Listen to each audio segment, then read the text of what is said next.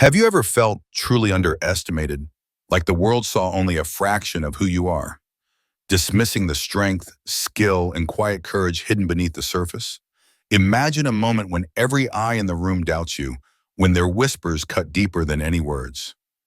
But then, in the face of impossible chaos, you rise, not for applause, not for recognition, but because you're the only hope.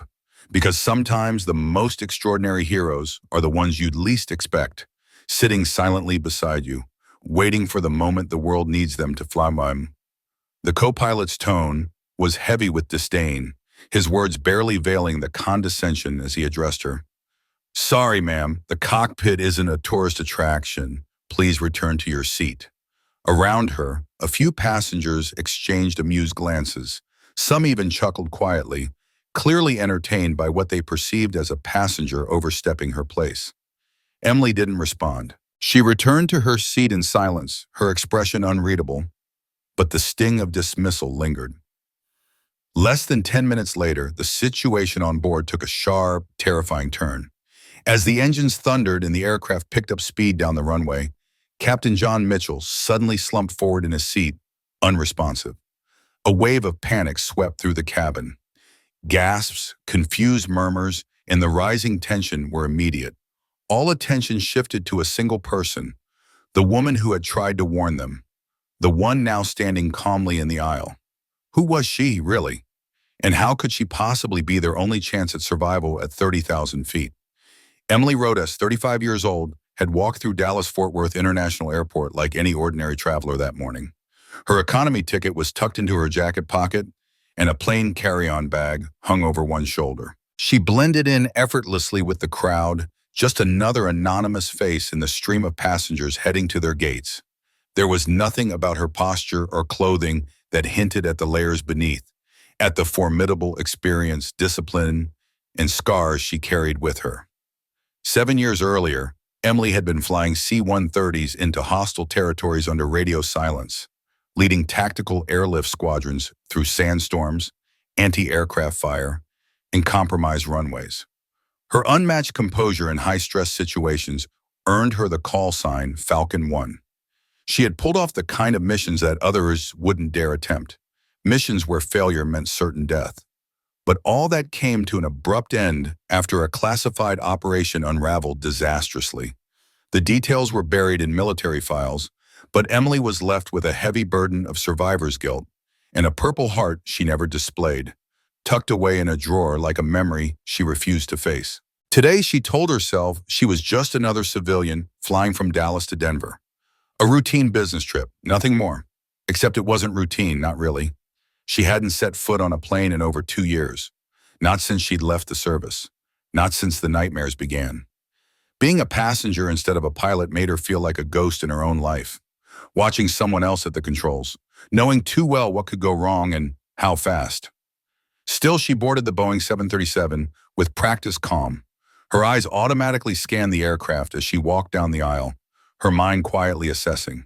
When she took her seat, aisle seat, row 12, close enough to see the cockpit door, she couldn't help but pick up on things that others would overlook. A subtle but persistent vibration from the left engine during the startup. The faint edge of strain in the captain's voice during his welcome announcement. The co-pilot's twitchy body language as he mimicked confidence during the safety briefing. Emily's instincts prickled. Something wasn't right. Up in the flight deck, Captain John Mitchell and First Officer Mike Torres were focused on flight plans and weather reports. Mitchell, now 52, was a seasoned commercial pilot with over 2 decades in the sky and more than 20,000 flight hours under his belt. But lately, fatigue had become his constant companion. He was pushing through a messy divorce, mounting financial stress, and sleepless nights that were catching up to him fast. He hadn't disclosed any of it in his medical evaluations, knowing full well that grounding was a very real risk if he did. So he kept going, eyes forward. Just another flight to Denver. "Another milk run," Torres quipped, adjusting his headset with a half smile. "At least the weather's good." Mitchell nodded, wincing slightly behind his aviators. The dull throb behind his eyes had been growing steadily worse since sunrise, but he didn't mention it. He never did. Meanwhile, Emily listened as passengers filed in around her. Her eyes flicked toward the cockpit door now and then, old habits from her military days, when she always made sure she had eyes on the crew and the exits. She wasn't paranoid, it was tactical awareness, a survival instinct sharpened over years of deployment. Two flight attendants walked down the aisle behind her, deep in hushed conversation. Emily didn't have to strain to hear them. "Can you believe it?" Sarah, one of the attendants, whispered to her colleague. "Some lady asked for a tour of the cockpit before takeoff, like she's on a school field trip or something." "Probably watched Top Gun too many times," the other replied, smirking. Emily exhaled slowly through her nose. She didn't need to guess, they were talking about her.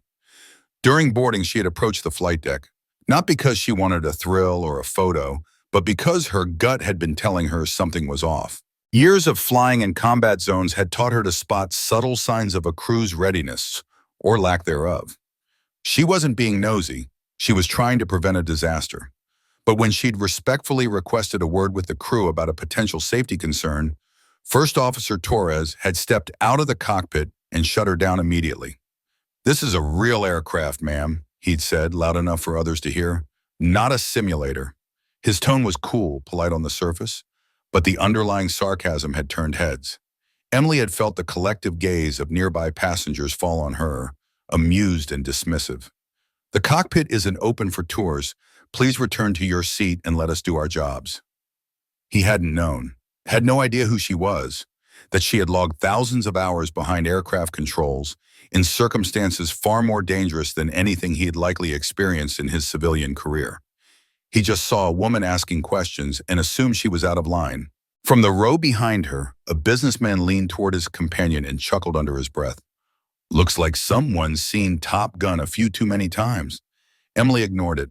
She was used to being underestimated, but soon all of that would change. Emily said nothing. She just leaned back in her seat, her expression unreadable, as the flight attendants moved through the cabin, methodically running through the safety demonstration.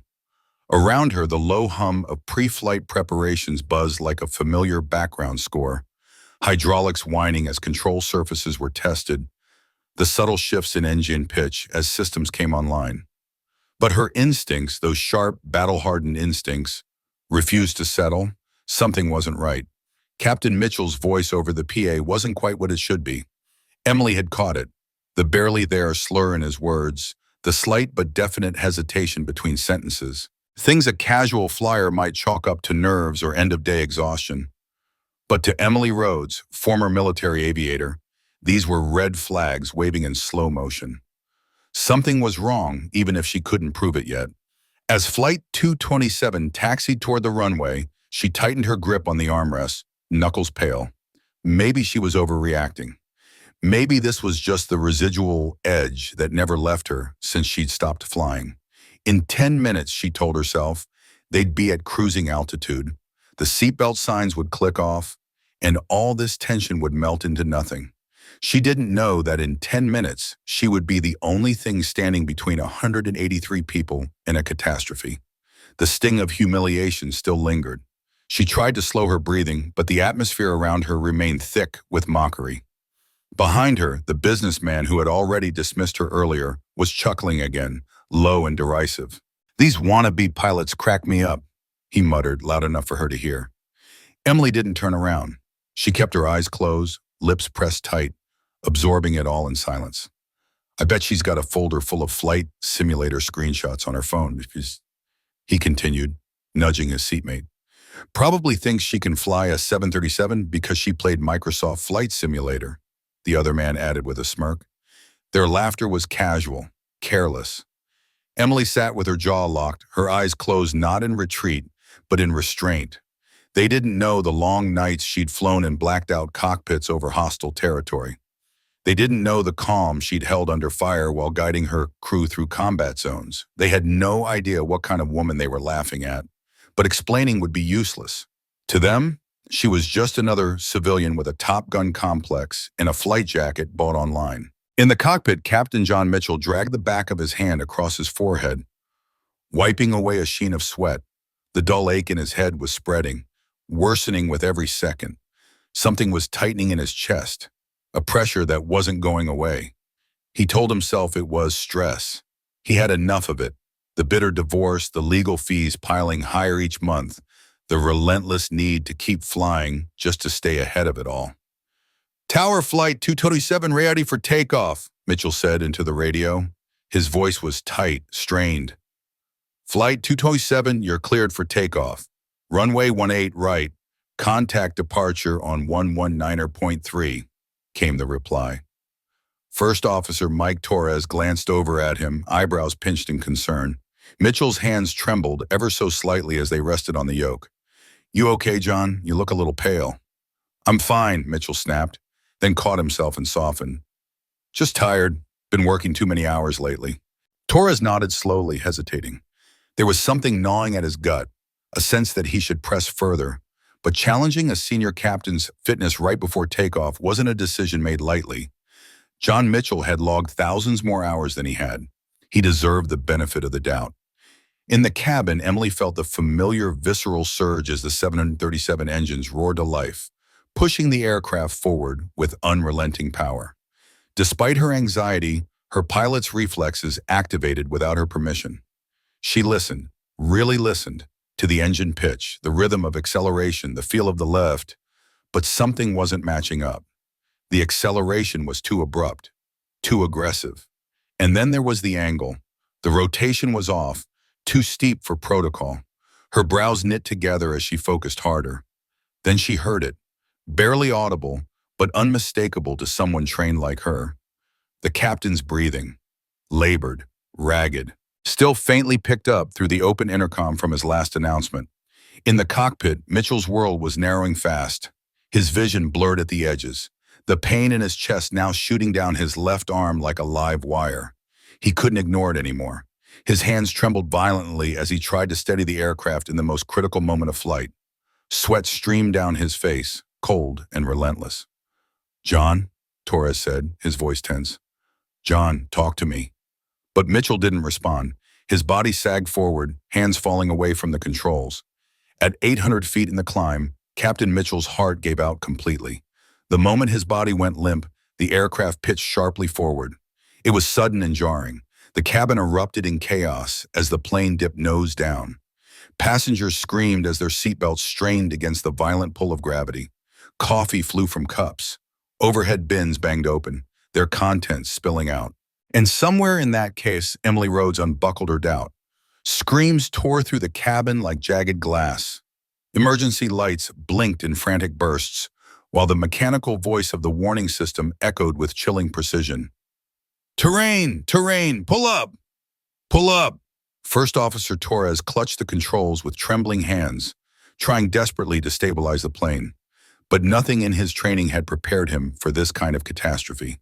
He fumbled for the radio, voice cracking as he broadcast a call that sent chills down every spine on board.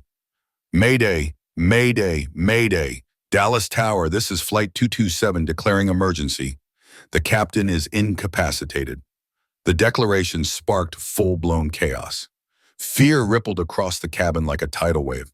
Flight attendants scrambled to contain the growing panic as passengers cried out, some sobbing, others praying, many clinging to each other with white-knuckled desperation. The aircraft shook violently, engines howling like wounded beasts as it dipped lower, angling toward disaster.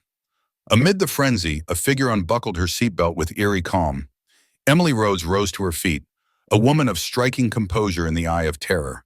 As she stood, one of the flight attendants, Sarah, rushed toward her, fighting her way up the aisle through frightened passengers. "Ma'am, you need to sit down immediately. This is an emergency," Sarah shouted, voice ragged from fear. Emily met her eyes without flinching. "The captain's unconscious, isn't he?" Sarah froze, her mouth opened slightly, stunned. That wasn't public knowledge yet. How did you—" "I heard it in your first officer's voice," Emily said, tone firm and cool as steel. "He's seconds away from losing control of this aircraft." She stepped forward. "I need to get up there now." "You can't. You're a passenger. You can't just—" "I'm not just a passenger," Emily said, her gaze narrowing. "Ma'am, I've been flying aircraft since before your first officer earned his commercial license. Right now, I'm the only one on this plane who stands a chance at saving us." Not far behind her, the businessman who'd been mocking Emily earlier sat dumbfounded, staring at her as if seeing her for the first time. "Wait, You actually know how to fly? She didn't answer. She was already moving forward, her steps purposeful, her body shifting into command mode like a switch had flipped. Years of combat training surged through her veins. She didn't have time to explain. The only thing that mattered now was the mission. Assess, take control, save lives. Sarah stood frozen, torn. Protocol screamed one thing, but instinct said something else, that this woman might be their only shot. From the cockpit, Torres's voice crackled again over the intercom, desperation cutting through the static. Dallas Tower, I can't pull her out of the dive. I need immediate assistance. The aircraft lurched again, a shudder running from nose to tail. Oxygen masks dropped from above with a mechanical hiss, dangling in front of faces twisted in fear. The cabin descended further into chaos. Emily reached the cockpit door. Before entering, she turned and faced the passengers.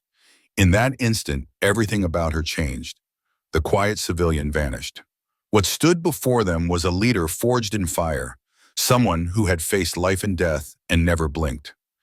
Everyone listen to me, she called out, not yelling, yet every word rang with absolute command. You need to trust me right now. Something shifted in the cabin. The mockery died. The disbelief faded. Every tear-streaked face looked into her with silent hope, because in that moment, they understood. This woman might be their only chance to survive. In crisis, leadership isn't granted, it's proven. And Emily didn't need permission to step up. She just did, because no one else could. When everything broke down, when the walls closed in, and when even the people in charge were lost, she rose, calm, capable, and utterly fearless. If you had to choose, who would you trust in that moment? The one in uniform or the one holding it together when everyone else unraveled? Without hesitation, Emily pushed into the cockpit. The scene hit her all at once. First Officer Torres gripped the controls with white knuckles, face drenched in sweat and twisted in panic. Captain Mitchell was slumped over, completely unconscious, his full weight pressing forward on the yoke, forcing the aircraft into a deadly nosedive. The altimeter spun downward in an accelerating spiral. 2,100 feet, 1,800 feet, 1,500 feet. Emily didn't hesitate. Get him off the controls, she barked, already assessing every angle. Torres whipped his head around. Who the hell are you? You can't be. Move him now. No time for introductions, no space for doubt. Just action, trapped behind enemy line. And we got them out, but not all of us made it back. I was the only survivor from my aircraft. There was nothing routine about that day. After that, I couldn't stay. Not in uniform, not after the ones I couldn't save. Torres doesn't speak, sensing the weight behind her words. The cockpit is quiet aside from the steady hum of the engines and the occasional chatter from the tower. Emily's hands remain steady on the yoke, her breathing even. Despite the weight of the moment, she is utterly composed, every inch a pilot in command. Back in the cabin, a shift in atmosphere ripples among the passengers. The fear that had gripped them is slowly being replaced with a fragile sense of hope.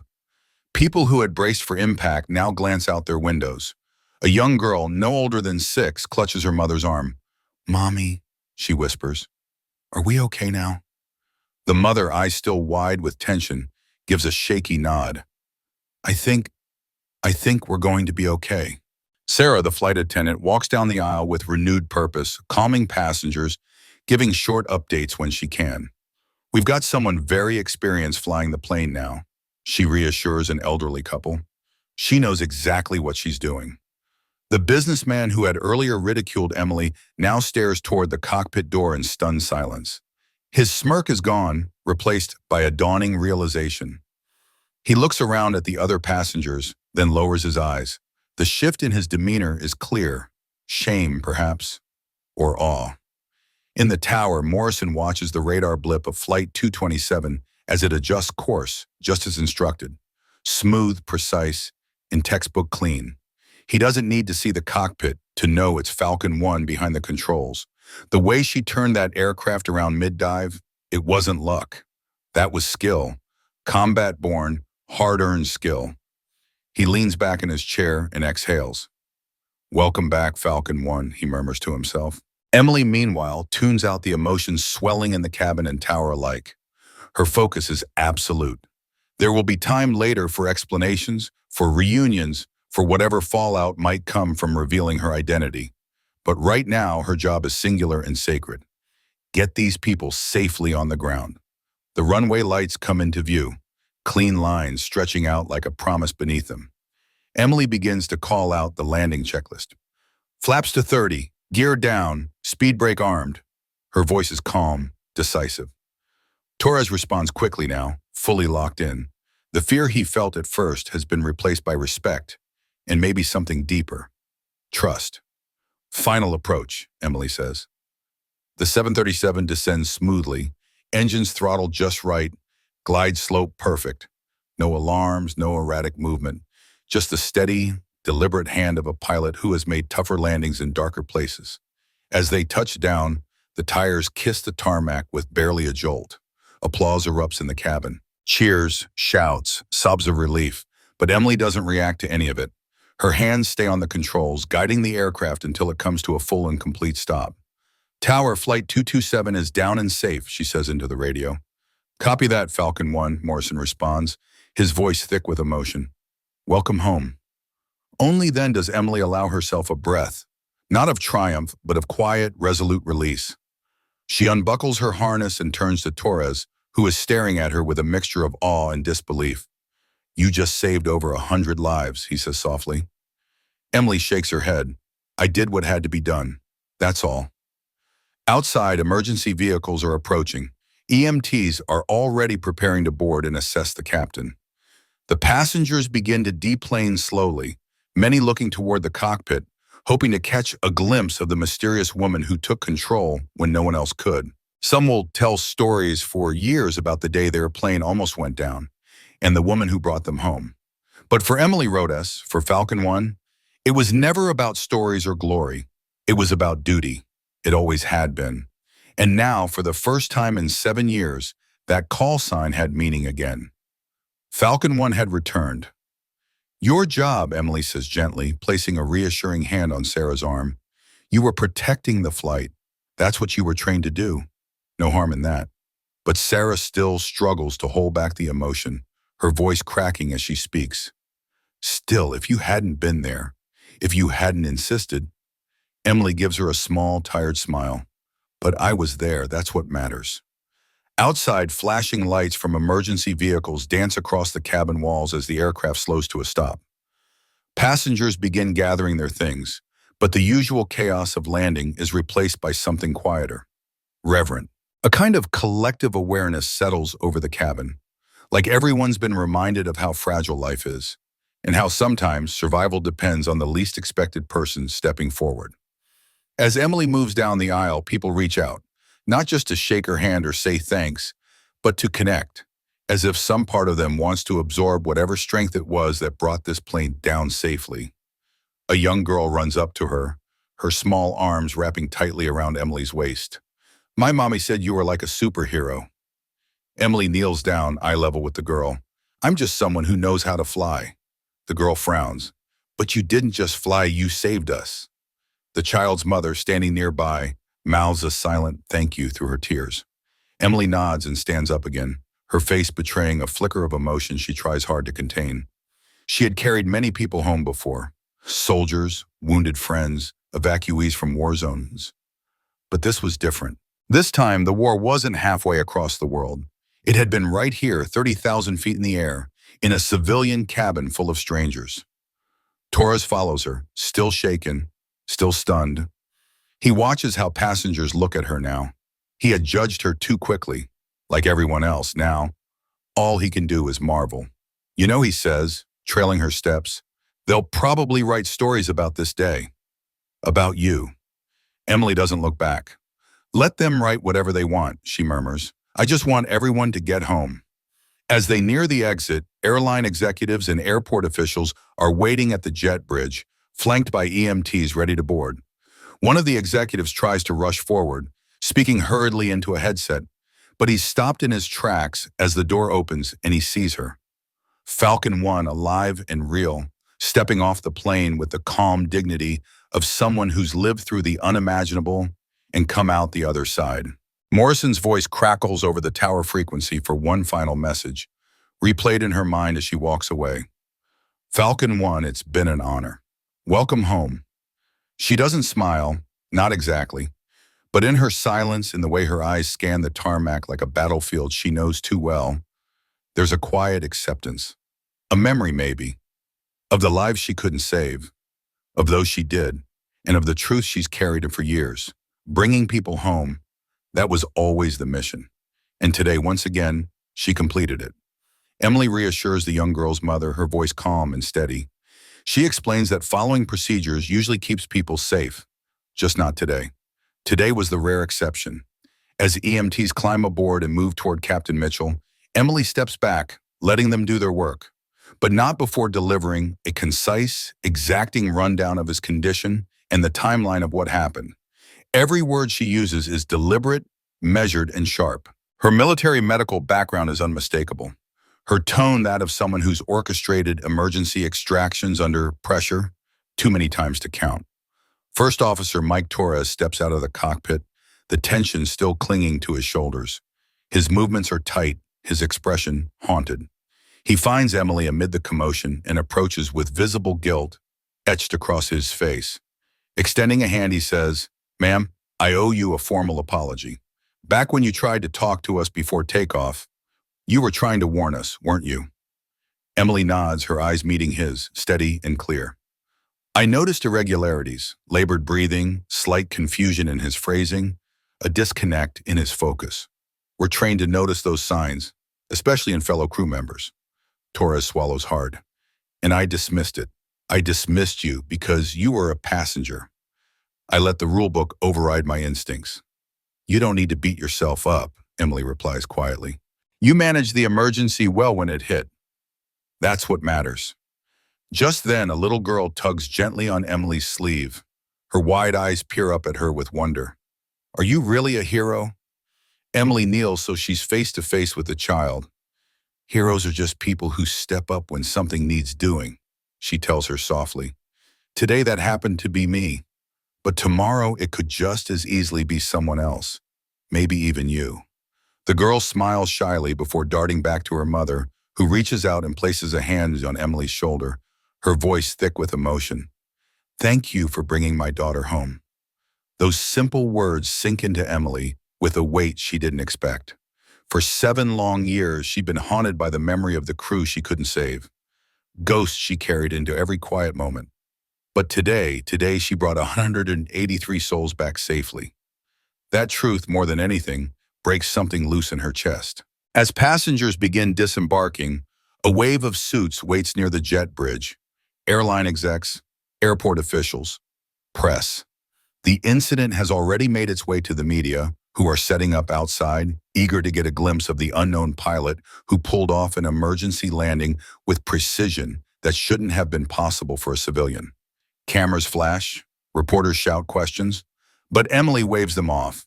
She declines every interview, every spotlight, but agrees to meet with the airline safety officials to provide a full debrief. Her report is detailed, factual, and unflinching. It will go on to influence new health monitoring protocols for commercial pilots, aimed at identifying early signs of distress before they become disasters. Before stepping off the aircraft, Emily pauses near the rear galley. Her eyes sweep across the cabin one last time. She sees the quiet movement of flight attendants helping elderly passengers find their bags. Parents cradling confused children who only understand that something strange just happened. Business travelers already dialing home to say, "I'm okay." Each of them will return to their lives because someone happened to be exactly where they needed to be, with the training to do something about it. Torres catches up to her near the gate. "So, what now?" Emily takes a moment before answering. For the first time in 7 years, the thought doesn't bring pain or hesitation. Instead, there's clarity, a spark of purpose rekindled. "I think it might be time to come home," she says simply. There are people in the world whose strength doesn't show up in uniforms or titles. It lives in reflexes honed by experience, in voices that don't shake when the world tilts sideways, in eyes that register risk before anyone else even notices. Emily Rhodess doesn't need permission to prove herself anymore. She never did. True confidence doesn't rely on credentials. It comes from being ready the moment it counts, even when nobody's watching. 6 months after Flight 227, Emily stands once more in the cockpit of a C-130. She's back in uniform, military issued, and back in the sky where she belongs. This time as a flight instructor. The Pentagon had reached out quietly in the weeks following the emergency landing. They'd seen what she could do and knew that talent like hers shouldn't stay grounded. Now she trains the next generation of tactical pilots, but she's not just teaching them how to fly. She's teaching them how to bring people home. Captain Mitchell made a full recovery from the heart attack that nearly claimed his life. Since then, he's become a passionate advocate for early pilot health monitoring and reforming how the industry addresses medical red flags. Thanks to Emily's recommendations, several major airlines have adopted new procedures that could stop future emergencies before they begin. As for First Officer Torres, he requested a transfer to cargo flights. His reason was deliberate. He wanted to work alongside military contractors, to learn from aviators who've flown in situations far outside the textbook scenarios of commercial flight. There, perhaps, he could grow into the kind of pilot who doesn't wait for permission to trust his gut. And Emily, she's no longer haunted by what she lost. She's too busy building something better. He keeps her number stored in his phone, not as a marker of regret, not as a scar from the day he froze, but as a beacon, a quiet reminder of the kind of pilot he's striving to become. Not perfect, not always in control, but ready, capable, brave enough to rise when no one else can. The businessman who once sat smugly in seat 13B, the one who had openly scoffed at Emily's presence in the cockpit, is no longer the same man. He has become an unexpected advocate for recognizing hidden brilliance in the most ordinary of people. At corporate retreats and leadership seminars, he retells the events of Flight 227, not as a tale of suspense, but as a lesson in humility. A lesson that nearly 200 lives were put at risk because of shallow assumptions and biases that blinded them all to the truth sitting right in front of them. The story always ends with the same refrain: never underestimate quiet capability. It might be the only thing standing between chaos and survival. But perhaps the most profound change came in the hallways and concourses of airports across the country. After the incident, flight crews started to listen differently.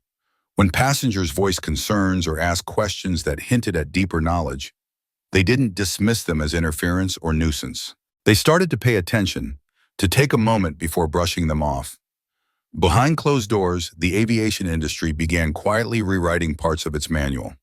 A new section now addressed what to do if a passenger demonstrated unexpected expertise, not to undermine the professionals, but to remind them that in critical moments, help may come from places you least expect.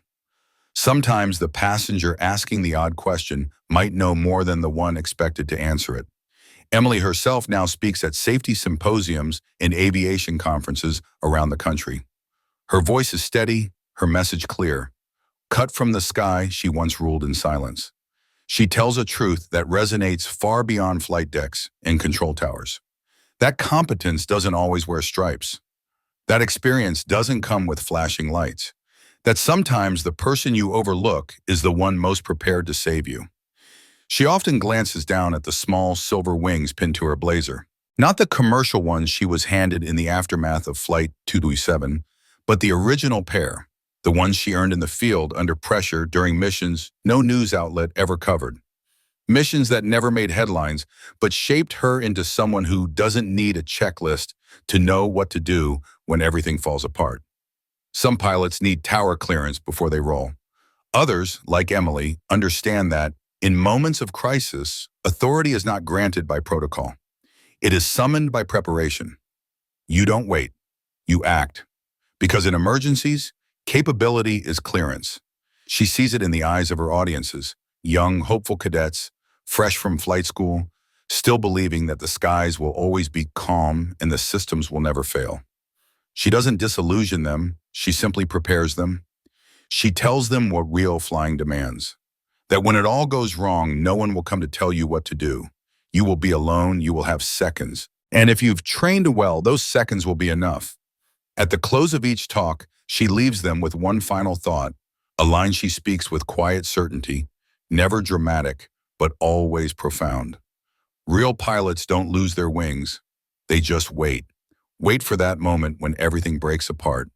And when it does, they don't ask for permission. They fly. Back at Dallas-Fort Worth International, not far from the glass windows of Gate 12, where Flight 227 had once been scheduled to board, there now hangs a small plaque. It doesn't name Emily. It doesn't mention the full story. But it honors the spirit she represents. The silent strength of those who stand by until silence becomes impossible. The inscription reads, "Real pilots never lose their wings. They just wait for the moment to fly again." And when that moment comes, when the sky turns dark and the world begins to fall, heroes don't ask for permission. They rise.